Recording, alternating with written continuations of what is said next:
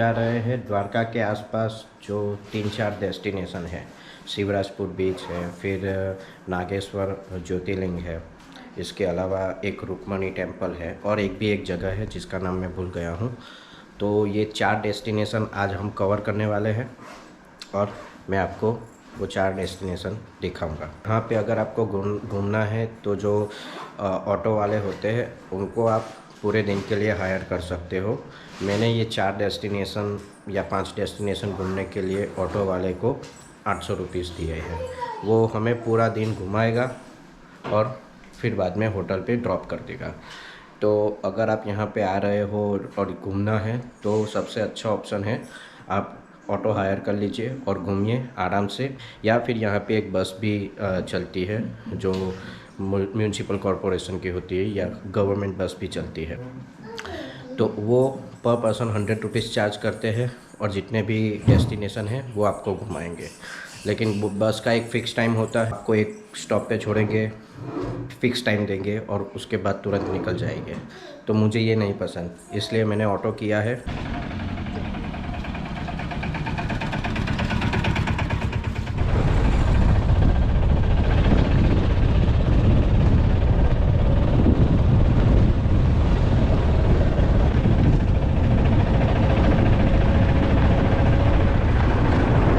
तो हम पहुंच गए हैं आज हमारे पहले डेस्टिनेशन नागेश्वर ज्योतिर्लिंग। आप देख सकते हो यहाँ पे शंकर भगवान की बड़ी सी मूर्ति है, ये गेट है और ये मंदिर है।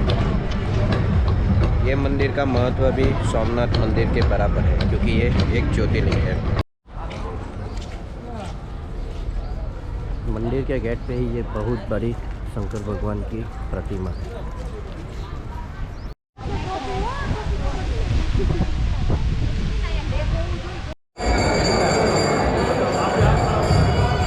ये नागेश्वर ज्योतिर्लिंग का जो मंदिर है उसमें शंकर भगवान और पार्वती माता की नाग और नागिन के रूप में पूजा होती है। द्वारका से ये तकरीबन 10-12 किलोमीटर होगा, मुझे ऐसा लगता है, और पूरा का पूरा गांव में है। अगर आप द्वारका आ रहे हो तो नागेश्वर ज्योतिर्लिंग बहुत पास है, तो आपको ज़रूर विज़िट करना चाहिए। अब हम पहुंच गए हैं नेक्स्ट स्टॉप पे और ये है गोपी तालाब।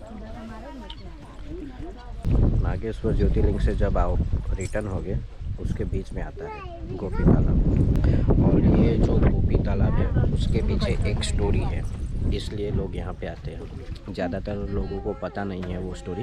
भगवान श्री कृष्ण ने अर्जुन को बोला था गोपियों को द्वारका तक छोड़ाओ। तो अर्जुन गोपियों को द्वारका छोड़ने आए थे, बीच में गोपियों ने स्नान करने के लिए यहाँ पे आए। लेकिन तभी यहाँ के जो जंगली लोग थे उन्होंने अर्जुन को पकड़ लिया और उसके जो बाण तीर सब थे वो ले लिया और उसे बंधक बना दिया। तो ये अभी आप सोचोगे कि अर्जुन को कैसे बंधक बना सकते हो, तो उसके पीछे ये स्टोरी है कि अर्जुन को तब थोड़ा घमंड आ गया था। उसको लग रहा था कि मैंने ये युद्ध जीत लिया है, वो जीत लिया है। तो ये जो हो रहा था वो श्री कृष्ण भगवान के द्वारा ही हो रहा था। तो स्टोरी में आगे ऐसा था कि अर्जुन को बंधा हुआ देख के सभी दो गोपियाँ जो थी वो डर गई। गोपियाँ थी, उन्होंने फिर श्री कृष्ण भगवान को याद किया। फिर श्री कृष्ण भगवान प्रकट हुए और यहीं पे सभी गोपियों को फिर शांत करके उनको फिर मुक्ति दे दी। ऐसा था स्टोरी। सभी गोपियाँ इसी के अंदर उनकी मुक्ति हुई।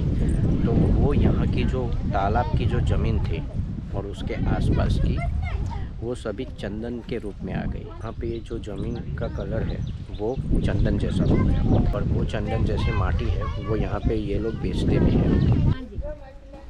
आप देख रहे हो ये है वो माटी। ये अभी भी, ये जो मिट्टी है वो अभी भी गीली है, इसलिए उसका कलर थोड़ा डिफरेंट है। ये सूखी हुई माटी ऐसी हो जाती है। तो गोपी तालाब पे आके आप थोड़ी देर रिलैक्स कर सकते हो। इसके पीछे की ये जो स्टोरी है ये यहाँ के एक महाराज है, उनके पास से मैंने ली और आपको बताई। मुझे ज़्यादा नॉलेज नहीं था तो मैंने थोड़ा इन्फॉर्मेशन कलेक्ट किया, फिर मैंने आपको बताया। यहाँ पे लोग मछलियों को चारा भी खिलाते हैं। देखिए यहाँ पे लिखा हुआ है कि ये जो गोपी तालाब है वो 5000 साल से भी ज़्यादा पुराना है। हम आ गए हैं शिवराजपुर बीच। तो ये एक ब्लू फ्लैग बीच है। बीच पे जाने का जो रास्ता है उसके ऊपर काम चल रहा है और अभी हम आए हैं टिकट लेने। ये बीच पे जाने के लिए आपको टिकट लेना पड़ता है। वो भी सही है क्योंकि ये बीच को ब्लू फ्लैग मिला है, उसके स्टैंडर्ड को मैनेज करने के लिए खर्चा भी होता है। एंट्री फीस लिखा है 30 रुपीज़। तो यहाँ पे आपको पार्किंग का फैसिलिटी भी अच्छा मिल जाएगा। बीच पे जाने का रास्ता ये जो बीच है इसके ऊपर आपको सब फैसिलिटी मिलेगी। शावर रूम मिलेगा, हाँ वॉशरूम भी मिलेगा आपको यहाँ पे।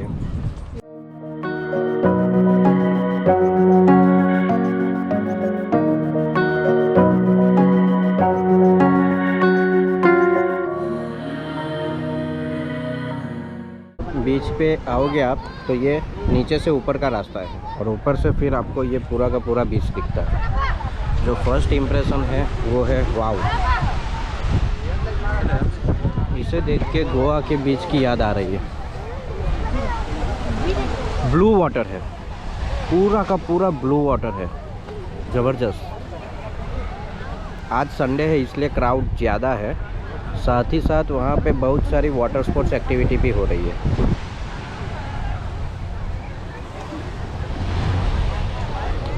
देख लीजिए।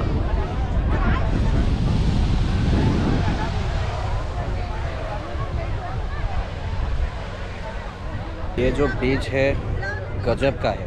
बीच काफ़ी क्लीन है और पानी बहुत ही क्लीन, प्योर ब्लू बीच है ये। और वहाँ पे कुछ वाटर स्पोर्ट्स एक्टिविटी हो रही है। तो अगर आप कुछ वाटर स्पोर्ट्स एक्टिविटी करना चाहो तो वहाँ पे जाके कर सकते हो। तो ये जो समुंदर का पानी है काफ़ी क्लीन है और यहाँ से ये बीच काफ़ी खूबसूरत दिख रहा है। पूरा ब्लूइश वाटर है यार, मस्त एकदम। अभी दोपहर के 2 बजे है। अगर आप चाहो तो 3 बजे के बाद आ सकते हो और यहाँ पे सनसेट एंजॉय कर सकते हो। मज़ा आएगा आपको, ऐसी जगह है। तो अगर आप द्वारका आते हो तो शिवराजपुर बीच आना ज़रूरी है। मैं बीच पे आगे जा रहा हूँ जहाँ पे वाटर स्पोर्ट्स एक्टिविटी होती है, साथ ही साथ कुछ स्टॉल भी है। तो वो भी मैं देख लेता हूँ क्या क्या मिलता है। तो बीच का पानी का जो कलर है वो पूरा अलग है, इतना ब्यूटीफुल है, इसलिए शायद इसको ब्लू फ्लैग दिया गया है इस बीच को।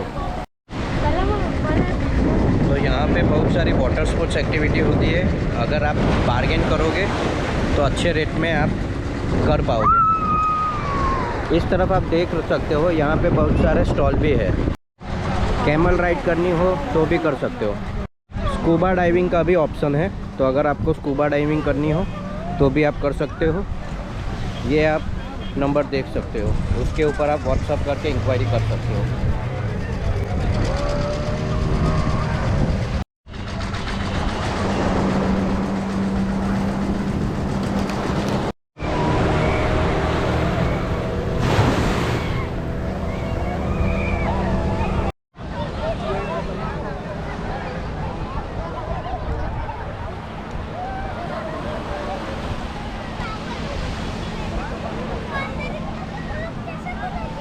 चलो, तो द्वारका के पास जो शिवराजपुर बीच था उसका भी विज़िट हो गया।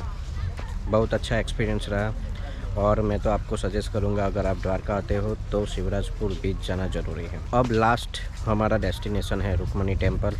अब वहाँ पे जाएंगे और फिर हमारा द्वारका का जो टूर है वो यहीं पे ख़त्म होगा। तो चलते हैं नेक्स्ट डेस्टिनेशन पे, रुक्मणी टेम्पल।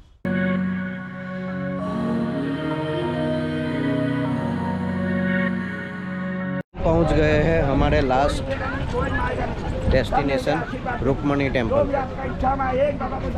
तो ये है रुक्मणी टेम्पल।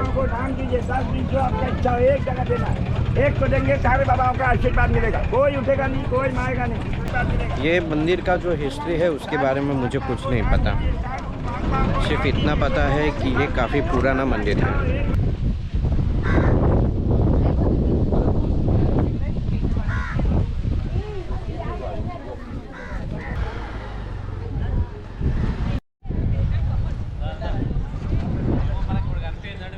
तो मेरे पीछे आप जो देख रहे हो वो है रुक्मणी टेम्पल। ये भगवान श्री कृष्ण के जो वाइफ थे उनका टेम्पल है। और ये जो मंदिर है वो 2500 साल पुराना है, ऐसा मुझे पता चला है। मुझे इसकी हिस्ट्री के बारे में पता नहीं था, लेकिन थोड़ा बहुत सर्च किया और यहाँ पे लोगों से पूछा तो मुझे ये इन्फॉर्मेशन मिली जो मैंने आपके साथ शेयर की। अभी मंदिर बंद है और वो बोल रहे हैं कि 10 मिनट के बाद खुलेगा, तो 10 मिनट के बाद मैं दर्शन करने जाऊंगा। अंदर कैमरा या फिर मोबाइल अलाउ नहीं है, इसलिए मैं आपको बाहर से ही ये मंदिर दिखा देता हूँ। आप यहीं से दर्शन कर लीजिए और जब आप द्वारका आओ तो ये मंदिर भी विज़िट कीजिएगा। 1 किलोमीटर दूर है श्री कृष्ण भगवान का जो मंदिर है वहाँ से। 10 मिनट के बाद मंदिर खुला और हमारे दर्शन हो गए, अच्छे से हुए। जब मंदिर खुला तब वहाँ का जो पुजारी था वो माइक पे पूरा जो मंदिर है उसका हिस्ट्री उसने बताया कि ये मंदिर के पीछे क्या हिस्ट्री है। अभी वो माइक में बोल रहा था लेकिन ठीक से सुनाई नहीं दे रहा था, इसलिए मुझे ज़्यादा पता नहीं चला।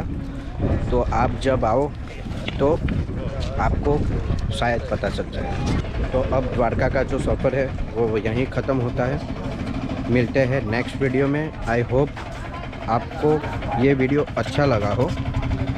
दूसरे भी यहाँ पे एक दूसरा भी प्लेस है बेट द्वारका, वो भी आप चाहो तो घूमने जा सकते हो। उसके लिए आपको ओखा जाना पड़ेगा और वहाँ से बोट लेके आपको दूसरा आइलैंड है वहाँ पे जाना पड़ेगा। लेकिन दिक्कत ये है कि वहाँ पे मंदिर 1 से 5 में बंद रहता है, तो फिर वो मेरा अरेंजमेंट नहीं हो रहा था, तो वो मैंने स्किप कर दिया। आप चाहो तो जा सकते हो, वो भी आप अगर ऑटो हायर करते हो तो उसमें कवर हो जाता है, तो कोई प्रॉब्लम नहीं है। इस तरह से आप ऑटो हायर कर लीजिए और 4-5 जो डेस्टिनेशन है वो घूम लीजिए, आपको मज़ा आएगा। घूमने वाले प्लेसेस है यहाँ पे, वो द्वारका के आसपास दूसरे बहुत छोटे मोटे गांव है वहाँ पे है। तो आपको इस तरह से जो भी ऑटो है वो हायर करना पड़ेगा, या फिर आपका व्हीकल है तो उसके थ्रू भी जा सकते हैं। मैं सजेस्ट करूंगा अगर आपको द्वारका में अच्छे से घूमना है तो एक ऑटो पूरे दिन के लिए हायर कर लीजिए। 1000 रुपीज़ चार्ज आपको लगेगा, वो आपको अच्छे से घुमाएगा और आप भी रिलैक्स होकर घूम पाओगे।